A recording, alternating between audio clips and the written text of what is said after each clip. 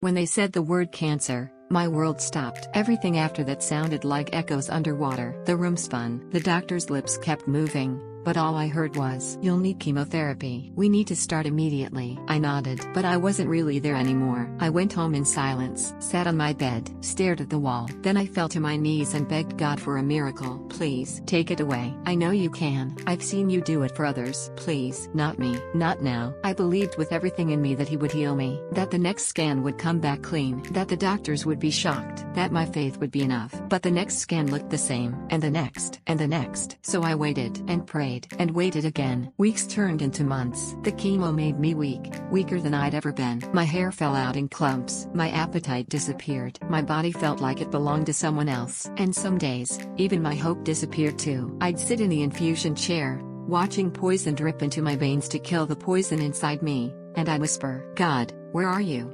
Why aren't you answering?" At first, I was angry. Was this punishment? Had I done something wrong? Had he forgotten me?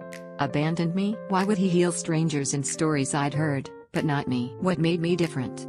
What made me not enough? But somewhere between the fear and the fourth drips, between the sleepless nights and the mornings I couldn't get out of bed, something shifted. I stopped asking why me, and started asking what now? And that's when I began to see it. God wasn't punishing me. He was shaping me, not into someone without pain, but into someone who could hold pain and still find peace, still find him. My faith didn't heal me overnight. It didn't erase the cancer. It didn't stop the treatments. It didn't take away the fear, but it changed how I saw it. It taught me that strength isn't the absence of weakness, it's finding God's hand in the middle of it. I stopped demanding a perfect life, stopped bargaining with God like he owed me something, and I started discovering a transformed heart, one that could say thank you even in the hospital bed, one that could find beauty even in the brokenness. That was the miracle I didn't know I needed, not the one I prayed for, but the one that saved me anyway. Because healing isn't always about the body. Sometimes, it's about the soul finally learning to rest. If you've ever been sick, if you've ever prayed for healing that didn't come the way you expected, if you've ever wondered why God felt silent when you needed him most, I want to hear from you. Share your story in the comments. Tell me what you learned in the waiting, because your story might be the miracle someone else needs to hear today. And if this touched your heart,